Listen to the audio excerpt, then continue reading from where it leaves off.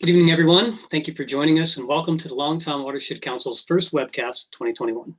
I'm Clinton Begley, Executive Director for the Council. Before we begin, I wanted to first acknowledge that the Long Tom Watershed lies within the traditional homelands of the tribes and bands of the Kalapuyan peoples. Following treaties in the 1850s, the Kalapuya were dispossessed of and forcibly removed from their indigenous homeland by the United States government. Today, many descendants are citizens of the Confederated Tribes of the Grand Ronde community and Confederated Tribes of Siletz Indians. We acknowledge that we are on occupied lands and express our respect for the Kalapuya and all tribal nations of Oregon and for the important contributions they continue to make to their communities, including to the stewardship of this watershed. I'm going to turn it over to Rob Hoshaw, who will take it from here. Thanks, Clinton, and welcome everybody. I'm Rob Hoshaw, Operations Director for the Long Tom Watershed Council.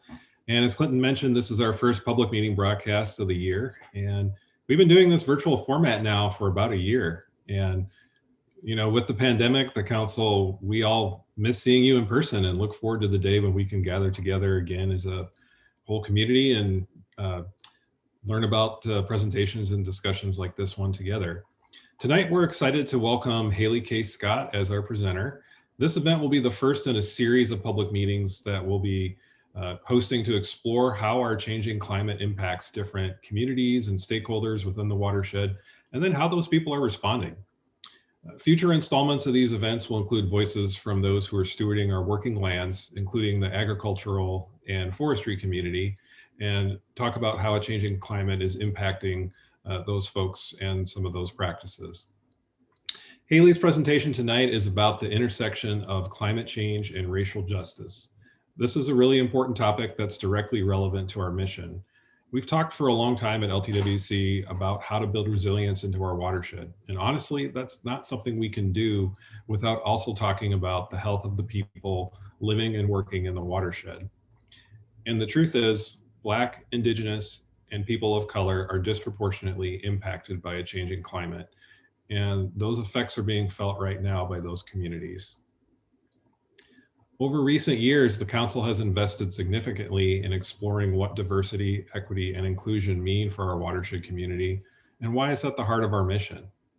We've had meaningful dialogue with our board members, staff, partners, and volunteers, and have begun exploring deeply why these principles are foundational to the health of the communities that we serve here in the Long Tom, and frankly, to our work. We believe that the health of the watershed is dependent upon the contributions of all people. And the Long Tom Watershed Council recognizes the disproportionate impacts systems of oppression continue to have on people of color and Indigenous people. We believe the organization's strength depends on breaking down implicit systemic inequities, and we strive to create an inclusive and welcoming environment that grows our collective wisdom. And you know, we still have a lot of room to grow as a council, a lot to learn. There's a lot of work to do, but we're excited as an organization to continue our long history of hosting important conversations about watershed health and supporting collaboration across different stakeholders and fostering those perspectives that build collective wisdom and our social and ecological resilience. And valuing the collective wisdom of our community and building relationships has really been a cornerstone of the Council's approach for almost 2.5 decades now, and it will continue to be a really important part moving forward. So now I'd like to introduce our speaker who we're really excited to have with us tonight. Haley K. Scott is the Climate Justice Grassroots Organizer for Beyond Toxics and the Eugene Springfield NAACP. She has been appointed to serve on an advisory committee for the Oregon DEQ's Climate Protection Program and was recently appointed to the Lane County Climate Advisory Committee, where she was also elected as their chair. Haley is a member of the Confederated Tribes of the Siletz Indians and a descendant of the Klamath Tribes, Yurok Tribe, and the Sokogan Band of Chippewa. She was born and raised in the Klamath Basin and moved to Eugene in 2014 to attend the University of Oregon. She has a Bachelor of Arts in Political Science with a minor in Native American Studies. And prior to working in her current role as the Climate Justice Grassroots Organizer, Haley served as a research assistant with the Pacific Northwest Tribal Climate Change Project and the United States Forest Service. She's dedicated to ensuring that diverse perspectives are considered and respected in the development of climate policy. So welcome, Haley. We're so excited to have you, and we'll turn it over to you. Perfect. Thank you so much, Rob, and thank you, Clinton, for inviting me to talk about my work today and talking about environmental and climate justice principles and really just what they mean to me and what I hope they mean to the broader state of Oregon. And so I'm going to share my screen now. Get this ready to go.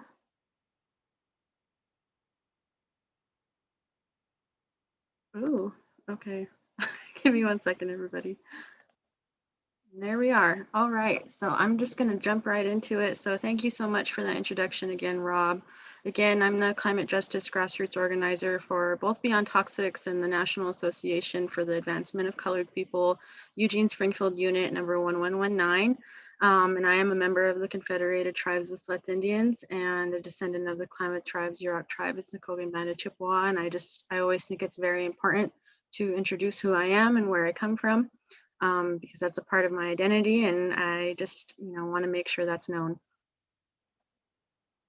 So before I jump into the main part of my presentation, I just wanted to talk a little bit about the two organizations that I represent. So Beyond Toxics, we're a statewide environmental justice organization that works to advance policies that ensure meaningful participation and cultivate grassroots leadership from Oregon's frontline and impacted communities. And so the NAACP, the Environmental and Climate Justice Program, the three top goals of that are to reduce harmful emissions, particularly greenhouse gases, advance energy efficiency and clean energy, and strengthen community resilience and livability. And so the ECJ program, it's just part of the broader NAACP, which is the oldest civil rights organization in the United States, and we work to achieve civil and social justice for people of color, Black, Indigenous, and people of color. And so I wanted to provide some background, just trying to increase our understanding of Oregon's history and hopefully just provide some context and see how we got to where we are today in terms of climate and environmental injustice. And this is not very extensive, it's very high level overview, but some things that I felt were important to point out. And so we just move things around. So yeah, I just wanted to talk a little bit about the history of colonization, racism, and oppression here in Oregon. I think it's important to understand this piece in order to understand how we got to where we are today, like I was saying before. And so there are a series of federal and state actions that led to the dispossession of land and inequity among Oregon's communities. And Rob kind of mentioned a few of them, and so did Clinton in that beginning piece with the land acknowledgement. So in 1830, the Indian Removal Act was signed into law by President Andrew Jackson, and this called for the forcible relocation of Native Americans from their homelands to reservations.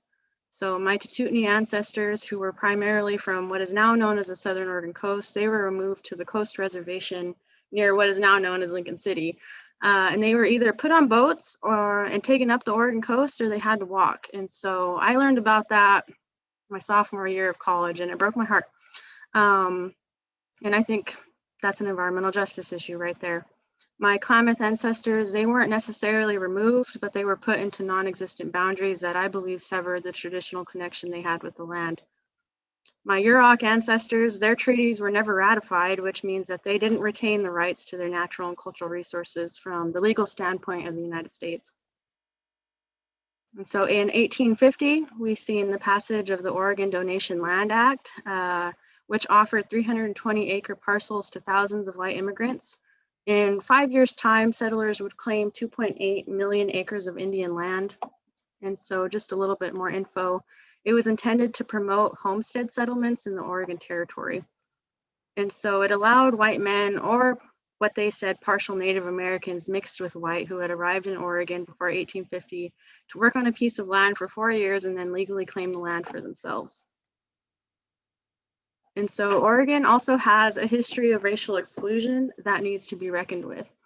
The first exclusion laws were passed in 1844, which required all Blacks to leave the territory within 3 years. In 1849, a law was passed that allowed existing Black settlers and their children to stay, but it prevented new Black settlers from moving into the state. And then our state constitution, which was ratified in 1857, it formally rejected slavery, but it prohibited Black settlers from living or voting in the state. And this wasn't repealed until 1926. The Oregon legislature, they also imposed an annual tax on Asians and Pacific Islanders as well as Blacks. And also important to acknowledge, it's not up here on the screen, but was the presence of internment camps in Oregon and how it separated Japanese communities from their homes. And I read in the Oregon Encyclopedia, in Gresham, the Japanese Exclusion League held rallies for a law that would deny citizenship to those of Japanese descent. In Hood River, they gained national notoriety when the local American Legion post removed the names of 16 Nisei servicemen from a public honor roll of sponsored full-page newspaper ads warning Japs are not wanted in Hood River.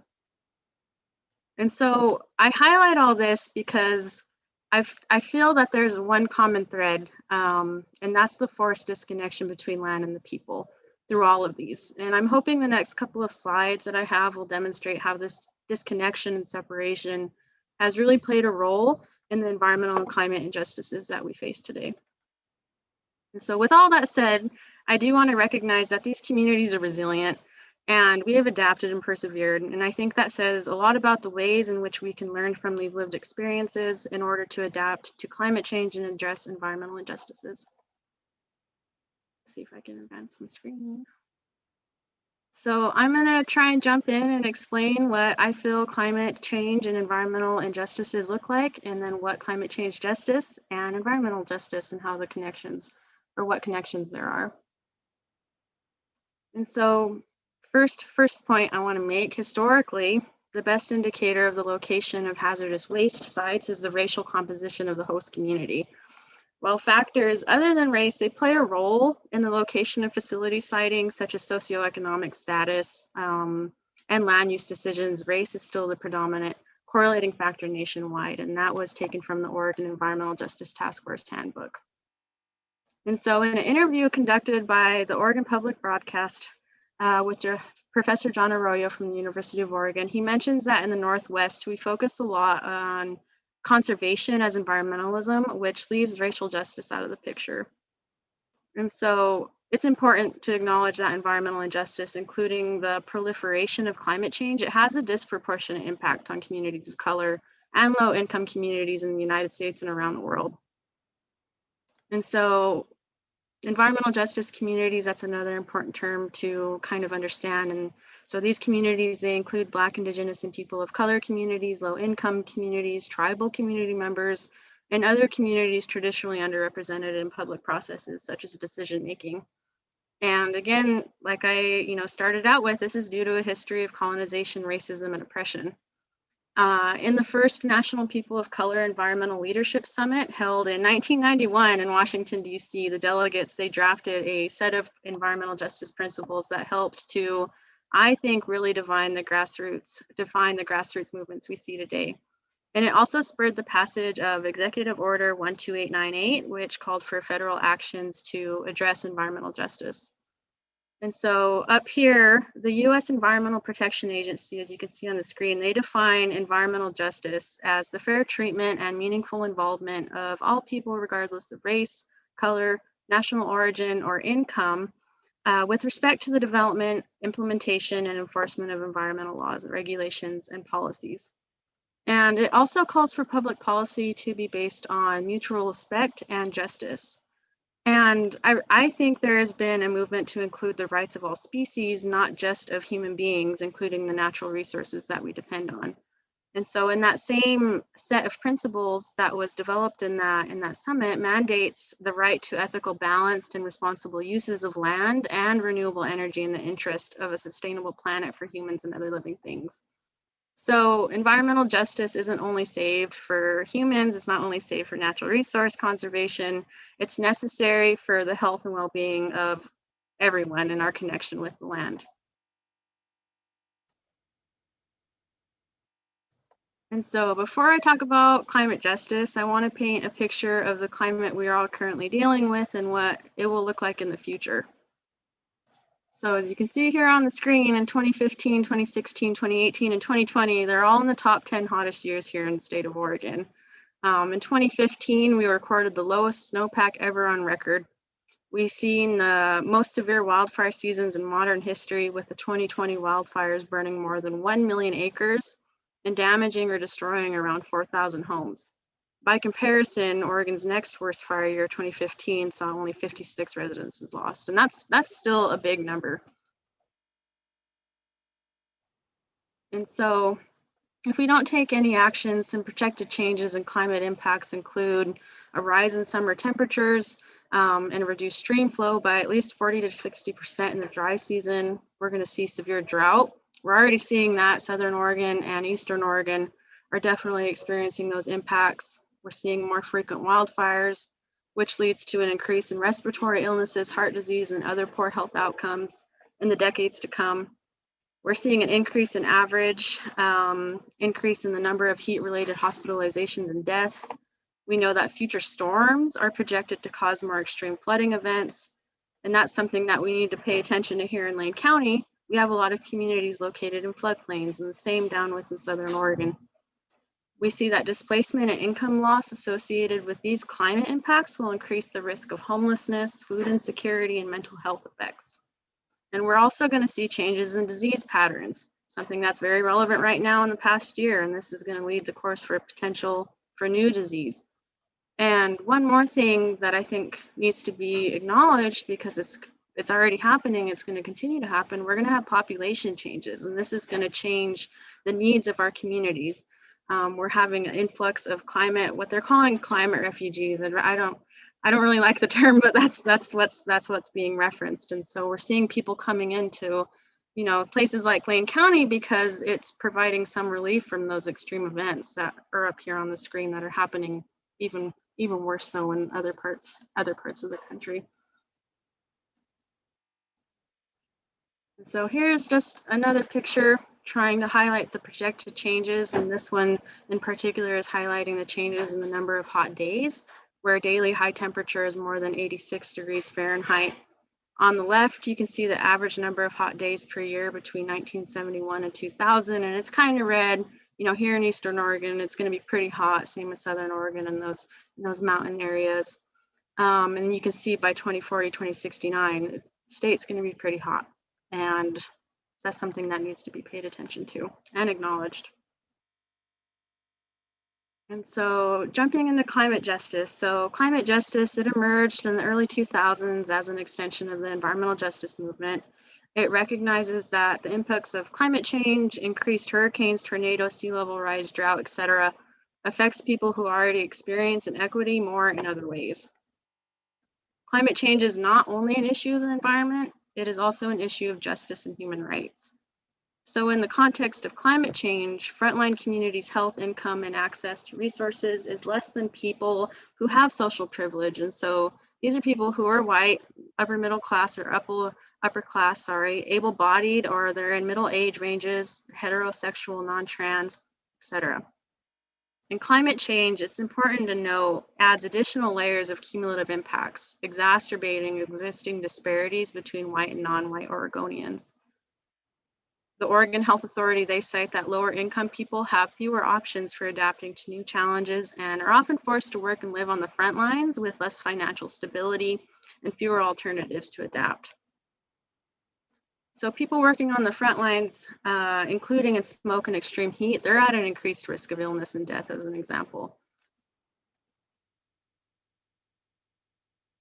And so what about climate equity? What does that mean? Equity alone, we know, it acknowledges that not all people or all communities are starting from the same place due to historic and current systems of oppression. Equity is the effort to provide different levels of support based on an individual's or group's needs in order to achieve fairness and outcomes. Equity actionably empowers communities most affected by systemic oppression and requires the redistribution of resources, power, and opportunity to those communities. Climate equity, it ensures that people and communities who are least culpable in the warming of the planet and most vulnerable to the impacts of climate change do not suffer disproportionately as a result of historical injustice and disinvestment. And so really it means that the benefits of climate action are equitably distributed. And so equity in a climate context, so a few examples, it could involve redressing social harms and dismantling structures of oppression and inequality. It includes opportunities, especially jobs and apprenticeship opportunities, policies, and infrastructure investments for Black, Indigenous, and people of color communities and long-term climate adaptation plans. It can be seen in resilience building for climate adaptation, which means that a community leads the planning process based on their own needs. And so, for example, if they live near the coast where sea level rise is a concern, the community themselves decides how to support their neighbors who can or don't want to relocate and what infrastructure looks like. And then finally, most importantly, I believe it looks like communities who write and pass legislation that slows down the impacts of climate change and creates a safer and healthier community for future generations. So really, it looks like communities having a seat at the decision-making table. So this is a quote that really hits home. Injustice anywhere is a threat to justice everywhere. And I think it really makes that connection. As you can see in the top, climate equals environmental equals racial equals social justice. So, you know, as I've mentioned a couple of times, environmental and climate injustices are compounded. One example of how climate, environment, and race comes together to highlight is the fact that outdoor and migrant workers who are already having to deal with increasingly hot temperatures are also experiencing poor air quality caused by pollution and smoke. Again, the Oregon Health Authority, they find that migrant farm workers, they experienced disproportionate rates of occupational injuries and illness because of social factors, including racism, lack of housing, and language barriers. And so that's only one example of how environmental, climate, social impacts are intertwined and how it really shapes our underrepresented, underserved communities' experiences. And so when we are developing and identifying climate and environmental solutions and actions, we need to ensure that those benefits are equitably distributed and do not further exacerbate existing inequities. We should move to reduce further harm through reducing or eliminating the kinds of emissions that create climate change. And we need investments to be made where they traditionally haven't been, and that is within Black, Indigenous, and people of color communities, our Native American communities, Latinx communities, as well as low income and rural populations. It also demands the right to participate as equal partners at every level of decision making, including in needs assessments and planning and implementation, enforcement and evaluation. And finally, one last point I want to raise is the importance of healing in all of this. So as I mentioned before, that forced dispossession, that disconnection of the land, that really has an impact on our experiences today. We need healing in order to move forward. So one thing that I thought would be kind of cool to highlight, and one solution towards achieving both climate and environmental justice, is the push for a just transition.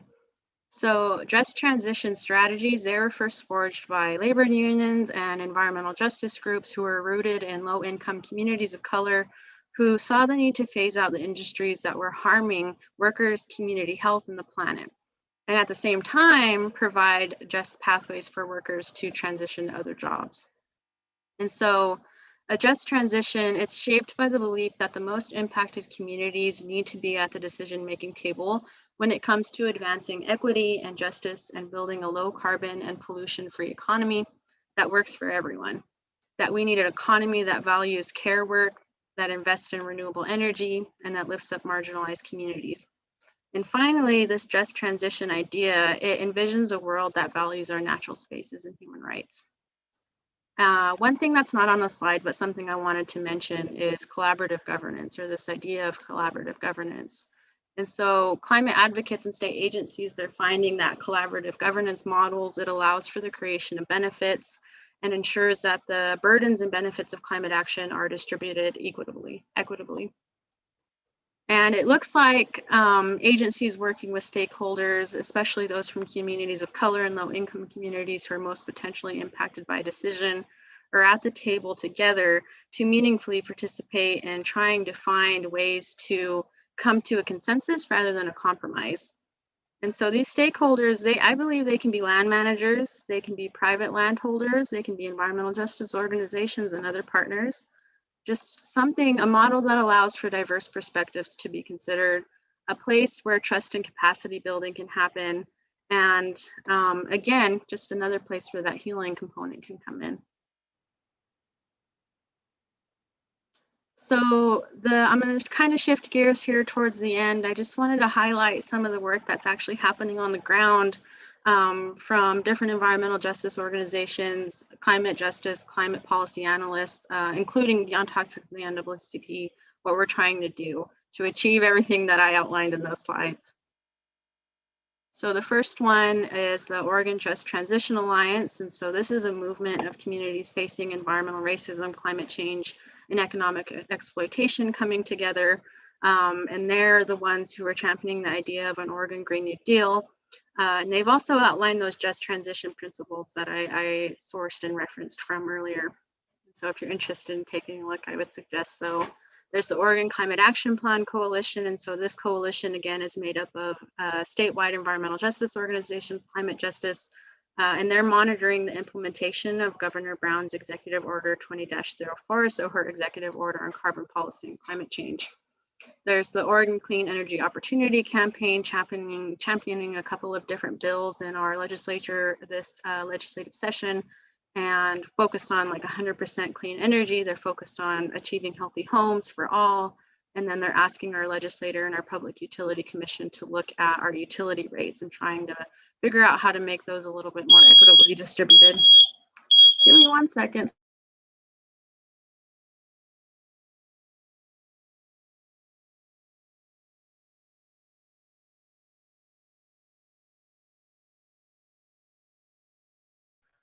Something's on fire in my house. I have 2 brothers, my dad here, so sorry about that, everyone.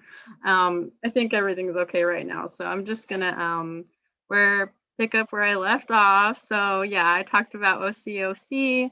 So finally, I just wanted to highlight the efforts that Beyond Toxics and the NAACP are pushing forward, and that's our environmental justice legislation. So we're proposing a Senate Concurrent Resolution 17, which would establish an environmental justice framework for the state of Oregon. And then finally, our House Bill 2488, which is focused on equity in climate and land use.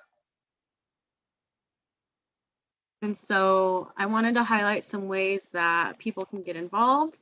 I think action items are always good. So some local actions that I feel that folks can take here in Lane County or the Eugene Springfield area is attending our NAACP Environmental Climate Justice Committee meetings. So we meet bi-weekly on Monday evenings. These are open to everyone, anyone who's interested in partnering with an environmental justice organization. You know, we really want to make sure that we're creating allies, looking at who our community members are in Lane County. We just want to make sure that trust and that partnership is being built. And so anybody is welcome.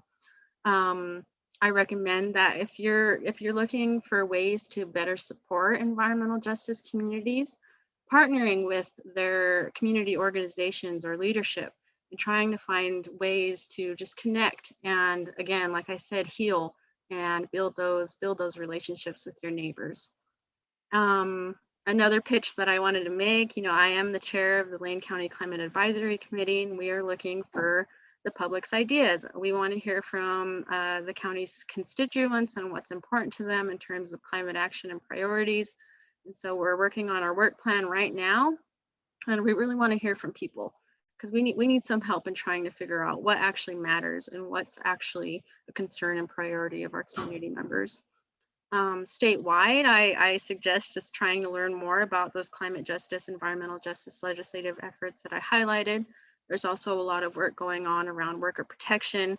There's a lot of rulemaking processes happening. So just again, pitching the Department of Environmental Quality's climate change program is currently in process. And so if you're interested in that, I would suggest taking a look and providing testimony, submitting written testimony, public testimony, writing your legislators and telling them what's important to you are definitely some actions that I think people can take. And then finally, attend our upcoming events here at Beyond Toxics. So we have a upcoming Environmental Justice Pathways webinar focused on Oregon's history of African Americans and Japanese timber workers on March 25th at 6:30 p.m. And we're featuring Gwendolyn Trice, who is the founder and executive director of the Maxville Heritage Interpretive Center, and Linda Tamura, who is professor emerita of education at Willamette University. And she is the author of 2 different books. The first one, Nisei Soldiers Break Their Silence, and Hood River Issei. So kind of touching on some of those pieces of history that I mentioned there in the beginning of this presentation. So hopefully you can check it out, and you can just go to our website to register for that one. And then I'm really excited about this one. It's our Environmental Justice Pathway Summit happening on April 9th and 10th. This is going to be a free summit, and it's going to be offered online via Zoom, so completely virtual. You can register there and find more information at the ejpsummit.org website. And below here, I've included our keynote speakers who I'm really excited about. And so one really cool thing that we were able to do this year is partner with the University of Oregon's Climate Change and Indigenous Peoples lecture. And so they will be featuring Sheila Watt-Cloutier, who's an Indigenous researcher from the Arctic. She's the former Canadian president and international chair of the Inuit Circumpolar Council. And then finally, we'll have our keynote lecture on Saturday. We are featuring Dr. Mustafa Santiago Ali, and he's from the National Wildlife Federation, and he formerly worked for the Environmental Protection Agency. And we're really excited about him. He's done a lot of great work in the arena of environmental justice. And so I wasn't able to fit all the sources that I cited in the presentation, but I just wanted to create this list just in case people are interested in learning more, and just to start building their knowledge about climate and environmental justice here in the state of Oregon, and then nationally and internationally. So that is my presentation. I'm gonna end the slideshow here and then pass it back off to Rob. Thank you so much. Thank you so much, Haley. That was awesome. Really appreciate you providing that important context on how climate and conservation and environment intersect with racial and equity justice issues. And I just love that climate justice mural that you showed up there. That was a really amazing piece of art.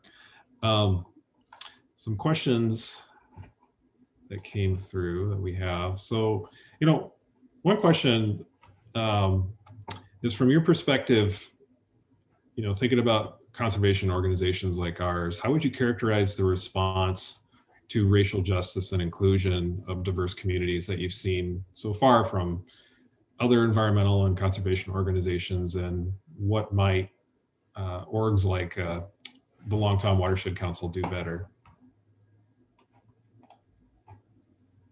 So yeah, that's a big question, and I'll just have to speak from my experience and the partners and ally organizations that I've been working with. Something that I've seen be very effective in terms of making sure that organizations are achieving their diversity and equity goals is offering trainings and listening sessions. So actually doing that targeted outreach, making sure that you are creating a space that is safe, where you can build trust. And so one I guess example that I could highlight is the Energy Justice Leadership Institute.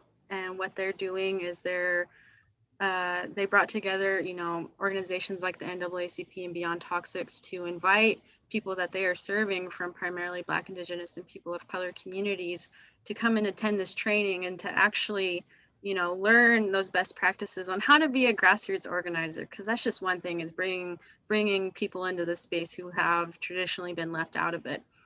So creating those opportunities, I think, is one way to achieve those goals. I see, like, the Long Tom Watershed Council, our watersheds are so important here in Lane County. And if we're thinking about climate resilience, we need to make sure that we understand, like, the ecosystem benefits. But you have to think, like, how many people who are just trying to live day to day are thinking about that and who are concerned about it. So trying to ask those questions and trying to figure out just how can we bring more people in and create the space and let them know that we are here to serve you. And so I don't know if that directly answered that question, but that's, yeah, totally. that's what I got. Yeah, showing up and being present and learning and understanding the needs of everybody in the community is so important, and a huge first step, one of many. Another thing that comes to mind is, obviously we're in this moment in history where there's a lot of intersecting layers of racial disparity that are kind of coming up to the forefront of national consciousness, with police brutality, systemic racism. Then we, of course, have the pandemic and the unequal impacts of COVID-19. What do you think that the climate movement can learn or take away from the racial justice and racial awareness movements that are happening? I think rather than trying to take away, I mean, I really, as a climate justice grassroots organizer, I'm finding that all of these different issues are so intertwined. I tried to highlight that piece about dispossession from land, thinking about that forced disconnection, thinking about exclusion. I mean, it's all led up to where we're at today. And I don't think we can address one without the other. So I see Black Lives Matter. I see, like you said, the COVID-19 pandemic and how that's disproportionately impacted communities who have been underrepresented and underserved. I mean, we have to have a systems change. There's a saying, I was just trying to look up pictures to include in my presentation, but something ran across my screen that we need systems change rather than climate change. And I just thought that was so encompassing of everything that I was trying to like put in this presentation. And so I guess that's my answer right now to that question. Yeah. Let's see. See if I got any others that came through.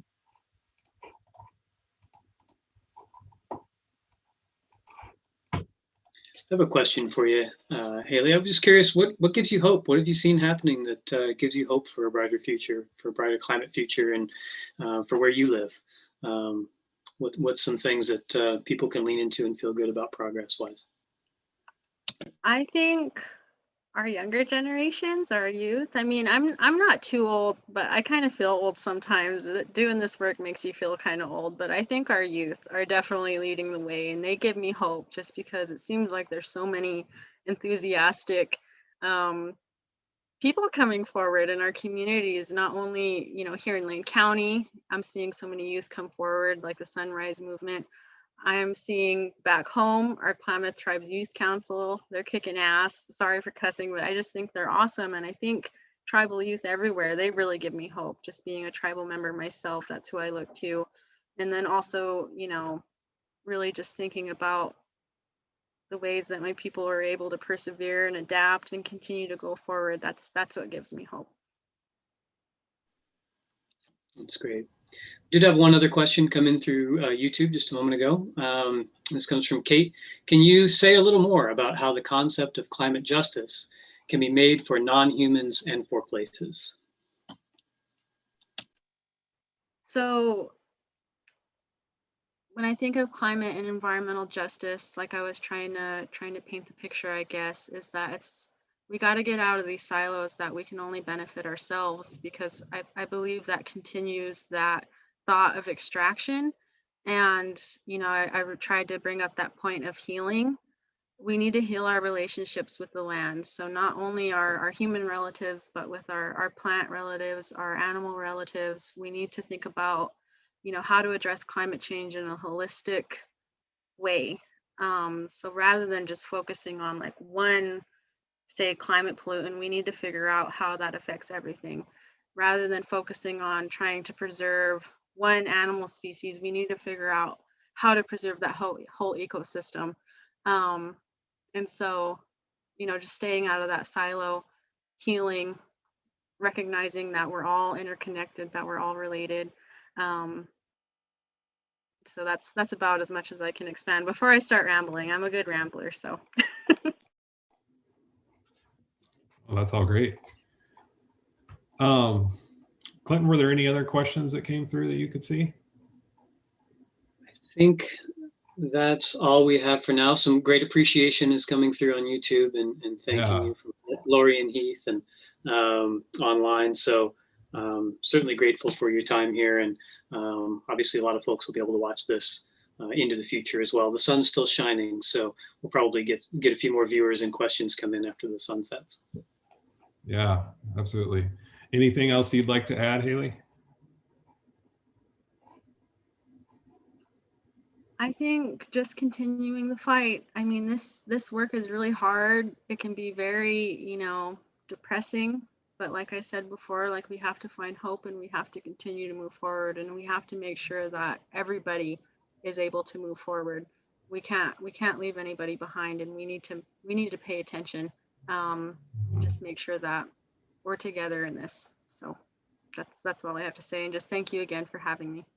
Yeah, thank you for being here. We really enjoyed having you. You know, the health of this watershed now and in the future depends upon bringing voices from all people to the table and participating in conversations about watershed health. It's been something the council has strove to do from the beginning, and we recognize there are people at the table, or there aren't people at the table who should be there, and it's important that as a council we lean into that. I wanted to remind folks to stay tuned to our website, newsletter, Facebook, other feeds for upcoming public meetings that'll come up this spring and summer. Remember that we're going to continue revisiting this topic of climate change and impacts on different communities, be it agricultural, forestry, etc. And we'll have more information about that as we go along through the year. And then this video link will be something you can all watch later. It'll be up on our YouTube page. That's youtube.com/longtomwsc. And it'll also be shared at our website, longtom.org. Really appreciate everybody for coming in and tuning in, not coming. Hopefully we'll have a day sometime soon we can all actually be in one room again. Thanks again to Haley. It was awesome having you, and have a good night, everybody.